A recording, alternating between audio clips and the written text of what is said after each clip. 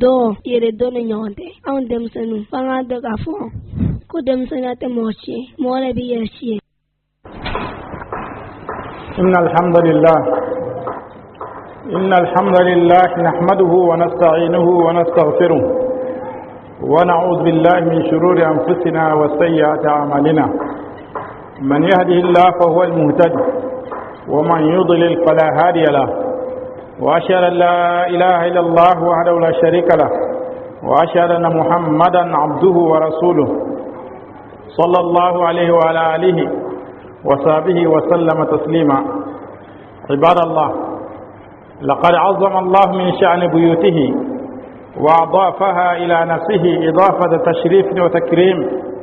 قال تعالى: وأن المساجد لله فلا تدعوا مع الله أحدا. وأثنى على الذين يسبحون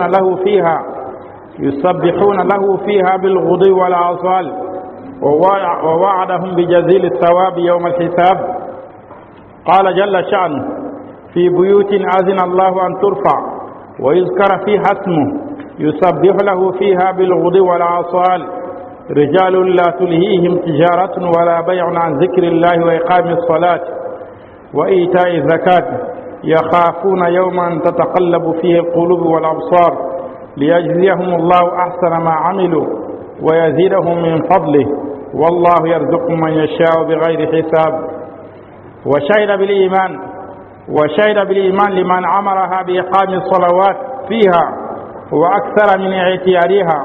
قال تعالى: إنما يعمر مساجد الله من آمن بالله واليوم الآخر وأقام الصلاة وآتى الزكاة ولم يخش إلا الله فعسى أولئك أن يكونوا من المهتدين. وتوعد سبحانه من عطل المساجد من ذكره ومنع الناس من دخولها لعبادته فيها وحاول هدمها وتخريبها. قال تعالى: ومن أظلم ممن منع مساجد الله يذكر فيها اسمه وسعى في خرابها أولئك ما كان لهم أن يدخلوها إلا خائفين لهم في الدنيا خزي ولهم في الآخرة عذاب عظيم. أمبارح أمي الله سبحانه وتعالى أمي الله كدمين ينافع كان دمين كيفان ينافع كيفما كتنين علي كبانين تورو منان كبارجون نالا جومين كنا ودي كرنا على كان alam na jomin fili kana batol ala kan kisi filima ambe sheda ka fo batuma shite kina fa ala akilen de jenyantaye ka sheda ka fo muhammad ala ka jonna ka cirendo neman kisini barka ala ko chaya cirenka ana ka kole ana jenyon ani mo mola diga ka trafi ala ka kisi ka bela jilenga mbadem angalo ka fa allah subhanahu wa ta'ala ala ya kaddu ala yubonya ku korota ka dunnu no e misriye ala yu dami kata yirema amado ka sota ala bolo ngala sonu wasa ku bonaira ku korota ira ala yu dami kata ayirema ala ko tugari ako misriu batu yoro ya ala de tay akana fenkelen shiwele akana fenkelen shi batu kafara alaka wala feminye alaka duye amado ka fode ka boni dubila jeleni o de kapsani dubila jelenye o de koro talendo katme dubila jelenka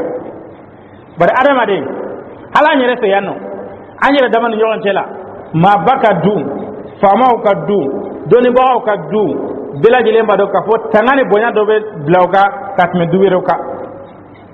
wala ala misri wele ka fo ya ala de kasoe wala misri ala de kasoe ani bonya kaka ani horoma kaka ala mo tanu moynum be ala ko fo misri la so madaw fa ni wala filaw fi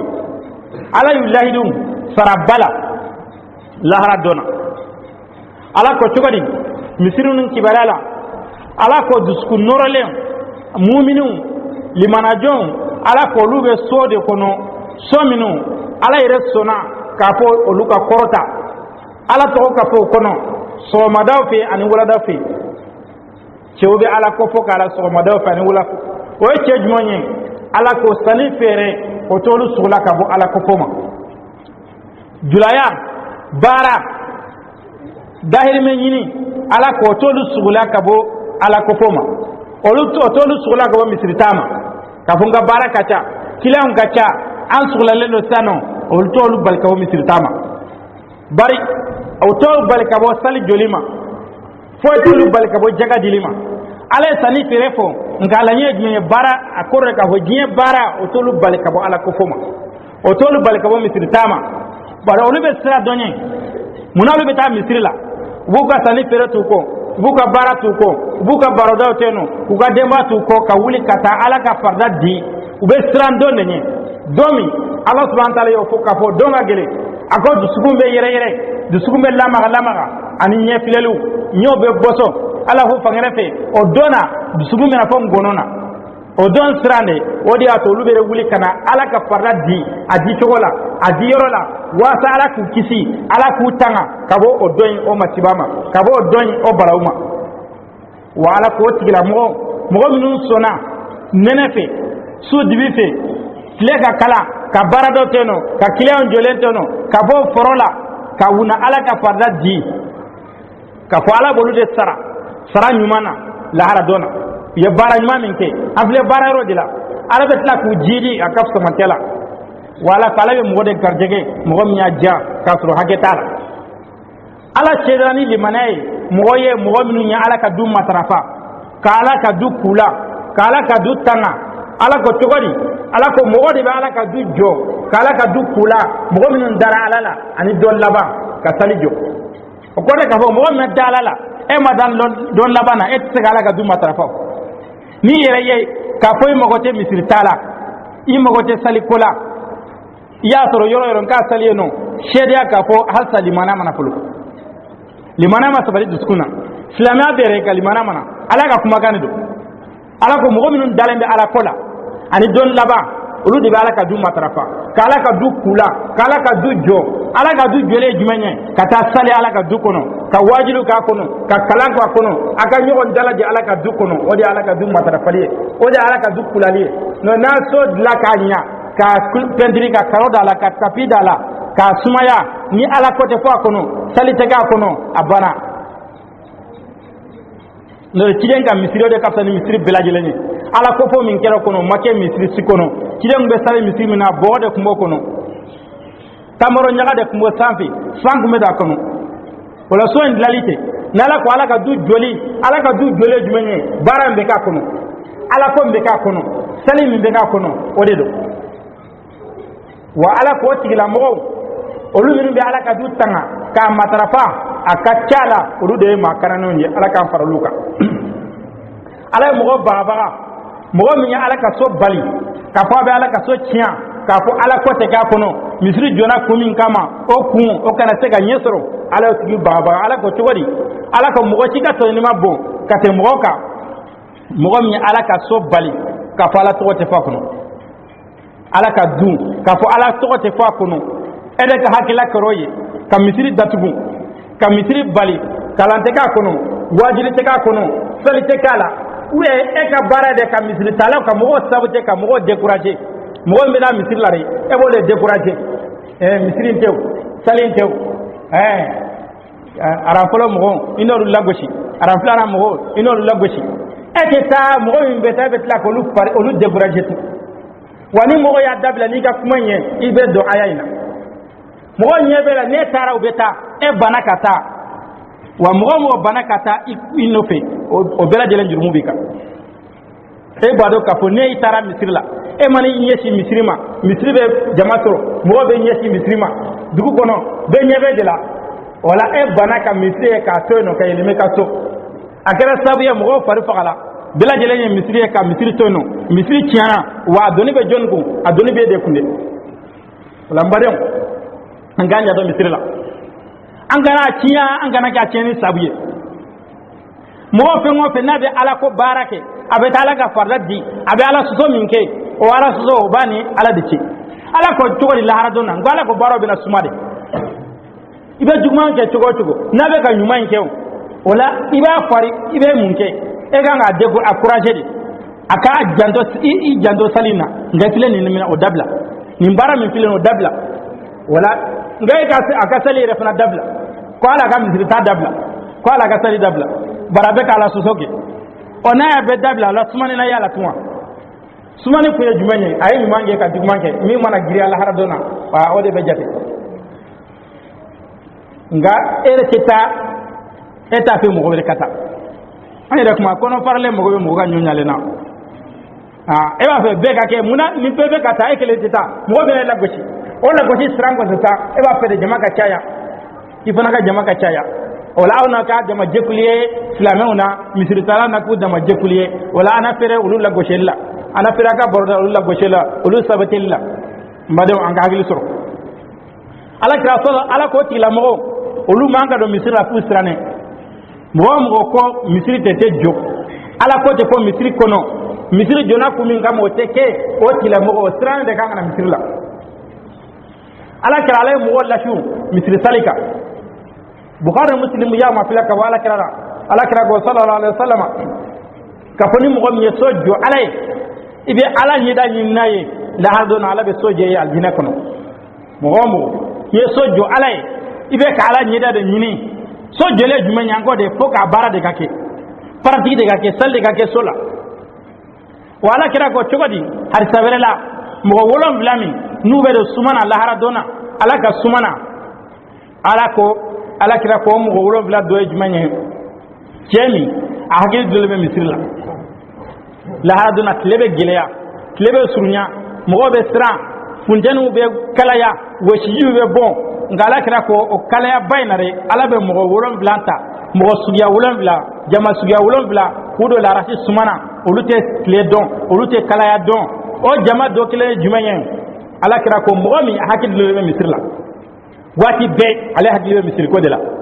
na bora misir la selfanana wati be ladara mate polo wati mase wati be ale hakili bara no sera be tagi wa ladara mana bofana fogara fitrise wati be ale salde te maleka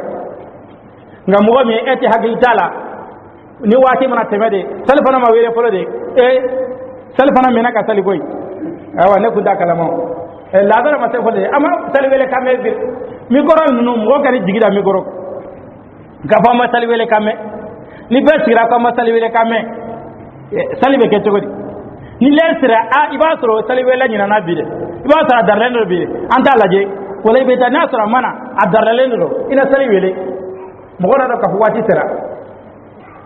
abata ke fana salwele na kana salwele mi ko chene ne do esile be ka so ko salima wele folo wala salima wele ti dawa ngolere de forani ni lere sera wela ma wele o wuli kata sali wele ikata jabi wuli kata bisrila wuli kata ala ka wele ka jabi sali wete mo wele kata ire mare abe ka mo wele kata jonma kata ala abe mo fo sali wela hayya ala salat hayya ala al falah aytela kata salima aytela kata kisima ala kala ko sali ni asramba do re bisri tay namba do hal nambe munuma de ambena hal na asra men munuma de ambena ala kira sallallahu alaihi wasallam ama jama salito dongele fa banana ka dese hal banan no gale doni ala kira ko cogade afayin takara misirla asin sara mo fla de ni jonche fu na jo safala wala mbadem an ka do ka fo ala ka dununu an ku tana ala ka dununu an ku bunya nani bunya oye ambe ka ala de bunye ala bunyani ala ko na ala abdilla jilani aqulu qawli hadha wa astaghfirullahi wa lakum min kulli dhanb fastaghfiruhu innahu huwal ghafurur rahim alhamdulillah الحمد لله حمدا طيبا كثيرا مباركا فيه واشهد ان لا اله الا الله وحده لا شريك له واشهد ان محمدا عبده ورسوله صلى الله عليه وعلى اله وصحبه وسلم عباد الله لما قدم النبي صلى الله عليه وسلم المدينه مهاجرا كان اول عمل قام به بناء المسجد بما يدل على اهميه المساجد ومكانتها في الاسلام وهي بيوت الله ومأوى الملائكه ومهابة رحمته ودور عبادته وملتقى عباده المؤمنين لا تبنى لأجل المباهات والزينة ولا تتخذ آثارا ومتاحف ومظاهر للمفاخرة وإنما تبنى لإقام الصلاة وذكر الله فيها أمبر أمبر الله سبحانه وتعالى أمبر الله تنو من كسني نا كتشا نا بركالينو كشيدا كفو بتمشيتين فالا أكلينو جنيانتاي kashira kafo muhammadu alaka jonna ka cidendo ne man kisin barka alaka ko cha ciden kana ka kula na jenyo ane mo wala de gara ka sirafe ambadem alaka rasulullah sallallahu alaihi wasallam abule makan kana madina ay bara polo minke o ye misri jolide alakira nane madina yana hala ka yere ka so jo folo akabara folo o jumanya ay misir jo ka yara mola ka fo jajo yoro me misir la islamiyya la place me misir la islamiyya la misri ya alaka dude wala alakira de blale ka so nya folo malakaw jiginyaro de do alaka hina jiginyaro de misri wa batu kero de do islamiyya ka nyogon dala jero islamiyya ka geren o misri de minu ka nyogon mbaro yoro o misri ko nawde misiri da jo waso koso ate jo basiri kama ate jo kakena fo mize minu namudla kata kabawla kulaje ayi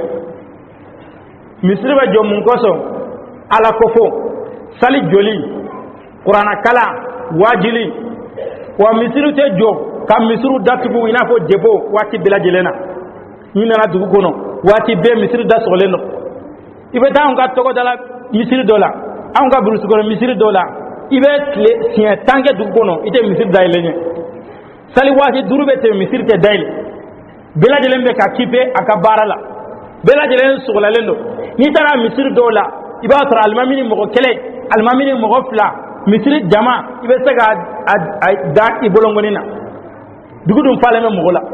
i bɛ taa baroda fɛn o fɛn na gɛlɛdaw falen don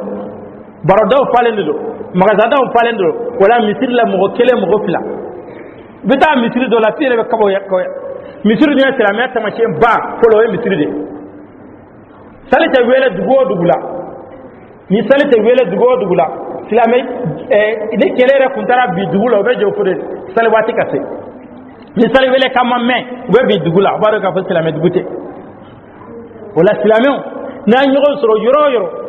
hal na kala mu sabade faka jede ka sali no de shitare be sala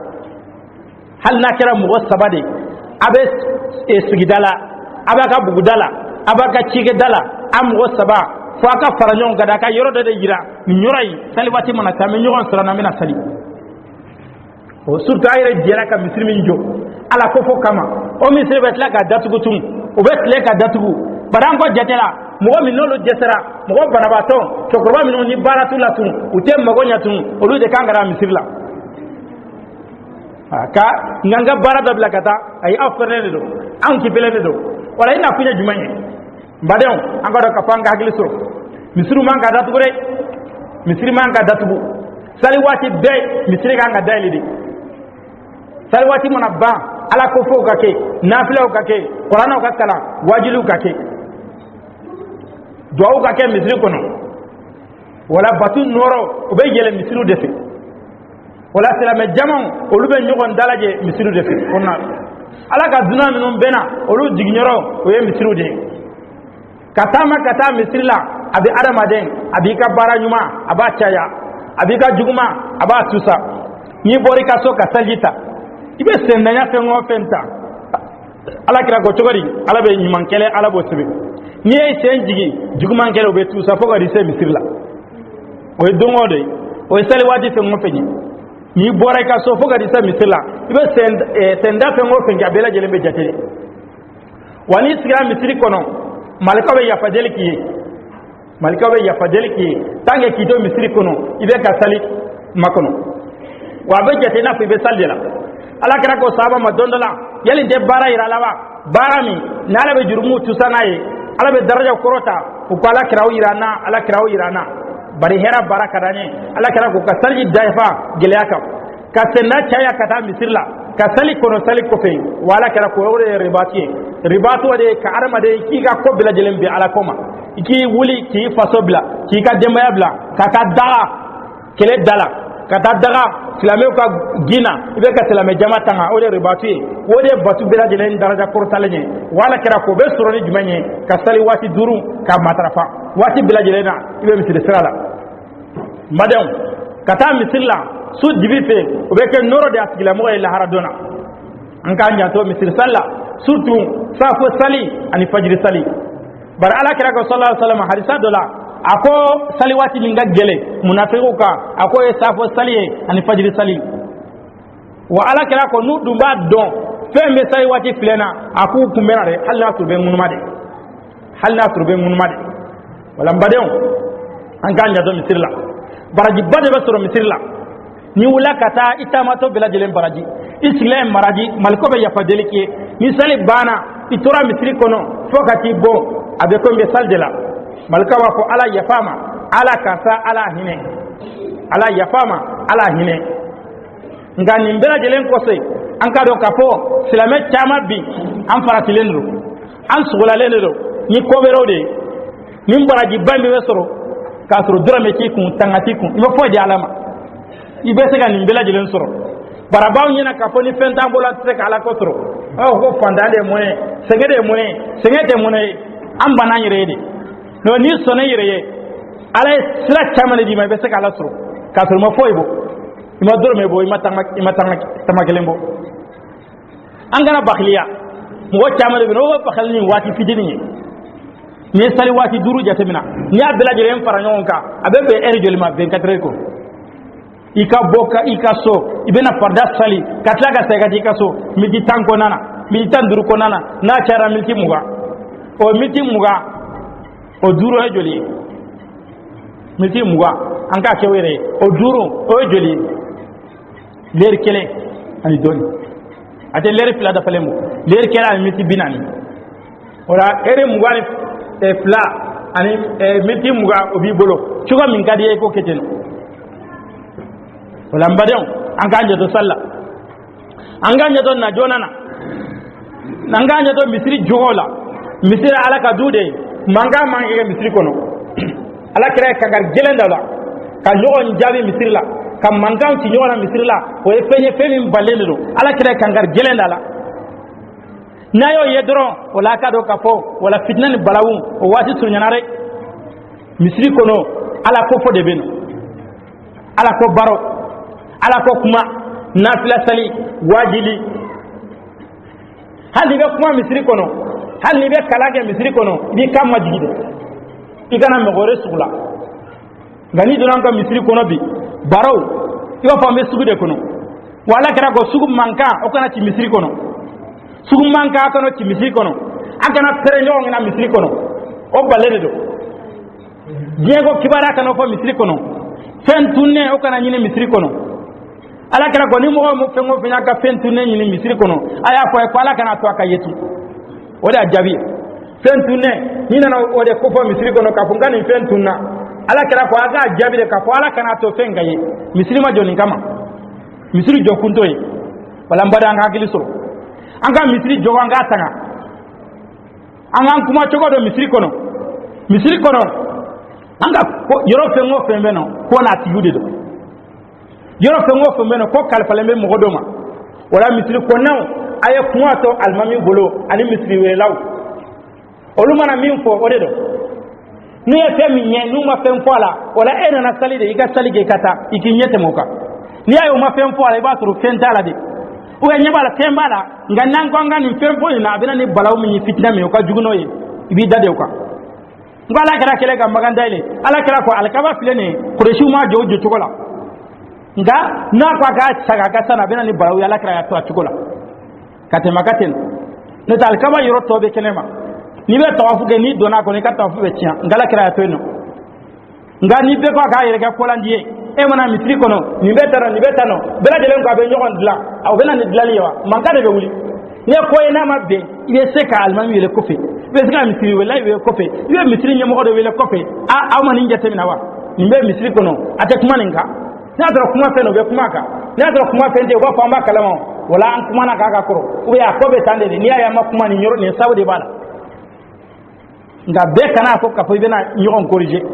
na yoke o lawana ni mangane abena ni fitna abena ni balawe wala ina na baraji ni e Allah bana bida jurmu sere mala kan kisoma wote ne ko fe ala nyama ni cidenga tale aka minu ga darala aka tali cidenga abeke sabe ka baraji caya ka jurmu ko yafa bara ala ko aler na ka mal ko be tali cidenga wala ala na ka mal ko barami je am gana bakhle no baray wala cidenga sala an gan janto la wati bilaji lena surtout en file juma do nyamfe surtout en file nin kalo baminu na no ye kalo lahru malawni nin kala nunu an gan janto la ko be an guboni nin kala nunu ubara abaraji ka bon ujugman fana afana abaraji ka chare ajurmu ka cha ni ala suzo ke nin kala nunu na ani wati to te kele nyere an file kalo saba minasam nin kalo ani yimbe dawka wala an gan janto an yere ko rashi اللهم صل على محمد وعلى ال محمد كما صليت على ابراهيم وعلى ال ابراهيم وبارك على محمد وعلى ال محمد كما باركت على ابراهيم وعلى ال ابراهيم في العالمين انك حميد مجيد ربنا اتنا في الدنيا حسنه وفي الاخره حسنه وقنا عذاب النار ربنا اتنا في الدنيا حسنه وفي الاخره حسنه وقنا عذاب النار اللهم ادفنا الغلا والوباء وزلازل المحن وسوء الفتن ما ظهر منها وبطن عن بلدنا هذا خاصه وعن بلاد المسلمين عامه برحمتك يا ارحم الراحمين اللهم اسقنا الغيث ولا تجعلنا من القانتين اللهم اسقنا الغيث ولا تجعلنا من القانتين اللهم اسقنا سقيا رحمه لا سقيا عذاب ولا بلاء ولا هدم ولا غرق برحمتك يا ارحم الراحمين اللهم انا نستغفرك انك كنت غفارا فارسل السماء علينا مدرارا اللهم انا نستغفرك انك كنت غفارا فارسل السماء علينا مدرارا اللهم انا نستغفرك انك كنت غفارا فارسل السماء علينا مدرارا اللهم اغفر لجميع موتى المسلمين الذين شهدوا لك بالوحدانيه ولنبيك برساله وماتوا على ذلك اللهم اغفر لهم وارحمهم وعافهم واعف عنهم واسع مدخلهم ونبر لهم فيه اللهم ادخلهم دارا خيرا من دورهم واهلا خيرا من اهلهم وارحمنا اللهم اذا صرنا الى ما صاروا اليه وصلى الله على محمد واله وصحبه وسلم. Wassalamu alaikum wa rahmatullahi wa barakatuh. An balma wani ga ustazin cire cijan dugure gaban cire an kuma alega kutuba kan ga Masjid Khalid bin Walid a raga nimro amsa ga fo ni mo gomba fe ga wele ka ningal kala wale ka foli dama ka sauge mo be fo baranyuma aga nimro 76 31 10 92 bi wolon flan woro bi saban kele tan bi gononton anifla 76 31 10 92 amba yere bo fo no watina no e kande silana to akoro na do e ba jabi ga demala anga foli bela jire amana la ka ta su gono sayan fitri chal bi ame se jian ga numero kan bi wolon flan woro bi saban kele tan bi gononton anifla 76 31 10 92 o inchiri jian ga numero e an wati na go sa ga kuduba nafa ka boko so amal mo aya fo ga fo do yere do ne nyonte awon dem senu fanga de ga fo ko dem senate mo